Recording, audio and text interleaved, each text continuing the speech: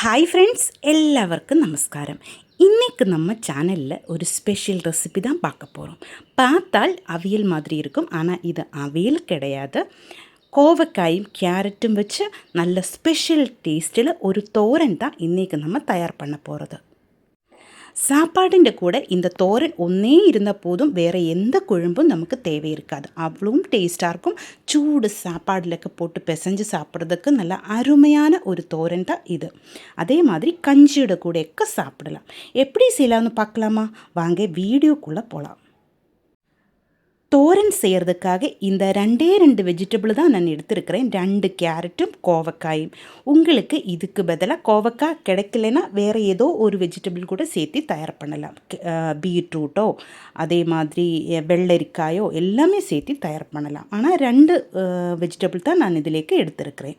அதிகமாக வெஜிடபிள்ஸ் ஒன்றும் சேர்க்க தேவையில்லை, இது 2 போதும்.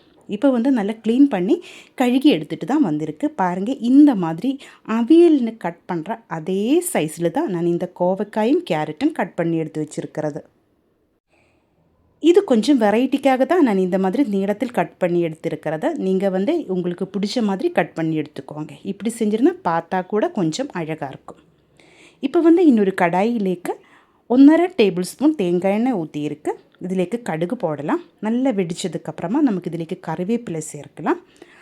அதுக்கப்புறமா நமக்கு இதிலேக்கு 10 சின்ன வெங்காயம், 3 பல்லு பூண்டும் இதே மாதிரி மிக்சியில் ஒன்று க்ரஷ் பண்ணி எடுத்தது தான் இதிலேக்கு சேர்த்திருக்கு. இடிகளில் இடித்து எடுத்தாருன்னா கூட போதும். கொஞ்சம் உப்பு சேர்க்கலாம். உப்பும் சேர்த்து நல்லா வணக்கி எடுக்கலாம். அதுக்கப்புறமா நமக்கு இதிலேக்கு 1/2 டீஸ்பூன் மஞ்சள் தூள் சேர்க்கலாம். மஞ்சள் தூளும் சேர்த்து நல்லா வணக்கி எடுத்ததுக்கப்புறமா தான் நம்ம கட் பண்ணி எடுத்து வச்சுருந்த கோவக்காயும் கேரட்டும் இதிலேக்கு சேர்த்து நல்லா கலரி விட்டு வணக்கி எடுக்கலாம். கோவக்காயும் கேரட்டும் இதே மாதிரி நீளத்தில் கட் பண்ணி எடுக்கும்போது நல்லா பார்க்குறதுக்கு கொஞ்சம் அழகாக இருக்கும். அதனால தான் நான் இந்த மாதிரி கட் பண்ணி எடுத்துருக்கிறேன். உங்களுக்கு இதை ரவுண்டு சைஸில் கூட கட் பண்ணி எடுக்கலாம். ஆனால் அதிலும் நல்லது இதே மாதிரி தான் செய்கிறது தான். இல்லாச்சா பொடி பொடியாக கூட நறுக்கி எடுக்கலாம். கோவக்காய் வெந்து வர்றதுக்கு கொஞ்சம் டைம் எடுக்கும். ஸ்டவ் மீடியம் ஃப்ளேமில் ஒரு 5 நிமிஷம் இதே மாதிரி நல்லா வணக்கி எடுத்ததுக்கப்புறமா மூடி வச்சு வேக வச்சு எடுக்கலாம். இதை மூடி வச்சு வேக வச்சு எடுக்கும்போது ஸ்டவ் லோ ஃப்ளேமில் வச்சுக்கோங்க. இதிலேக்கு கொஞ்சம் கூட தண்ணி ஊற்றக்கூடாது. பாதி வெந்து வரும்போது 1 கப்பு தேங்காயும் அதே மாதிரி 5 பச்சை மிளகாயும் 1 டீஸ்பூன் சீரகവും மிக்சியோட ஜாரில் போட்டு லைட்டாக ஒன்று க்ரஷ் பண்ணி எடுத்து இதிலேக்கு சேர்க்கலாம். பச்சை மிளகாய் கொஞ்சம் அதிகமாக நான் சேர்த்திருக்கு. நல்ல காரமான பச்சை மிளகாய் தான் இதிலேக்கு சேர்த்திருக்கிறது. இப்போ நல்ல கலர் விட்டதுக்கப்புறமா மறுபடியும் நமக்கு ஒரு 3 நிமிஷம் கூட வேக வச்சு எடுக்கலாம். இந்த டைமிலெல்லாம் ஸ்டவ் லோ ஃப்ளேமில் வச்சுக்கோங்க. இப்போ நல்லா லோ ஃப்ளேமில் வச்சு நான் கரெக்டு பாகத்தில் வேக வச்சு எடுத்துருக்கு. கொஞ்சம் உப்பு கம்மியாக இருந்தது, அதனால் இன்னும் கொஞ்சம் உப்பு கூட நான் சேர்த்து நல்லா கலரை விட்டு எடுக்கலாம்.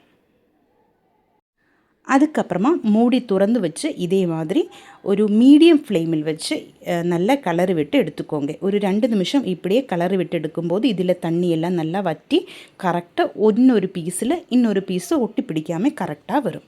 அதுக்கப்புறமா நமக்கு ஸ்டவ் ஆஃப் பண்ணலாம். நல்லா சூப்பர் டேஸ்ட்டில் கோவக்காய் கேரட் தோரன் ரெடி ஆகிருக்கு. நான் சொன்ன மாதிரி சாப்பாட்டில் பிசைஞ்சு சாப்பிட்றதுக்கு அருமையான ஒரு தோரன் தான் இது. ஈஸியாக தயார் பண்ணி எடுக்கலாம். கண்டிப்பாக நீங்கள் ட்ரை பண்ணி பாருங்கள். இந்த வீடியோ உங்களுக்கு பிடிச்சிருந்தால் சேனல் சப்ஸ்கிரைப் பண்ணுங்கள், லைக் பண்ணுங்கள். கேரளா ரெசிபிஸ் பிடிக்கிற ஃப்ரெண்ட்ஸுக்கெல்லாம் நீங்கள் இந்த வீடியோ ஷேர் பண்ணி கொடுங்க.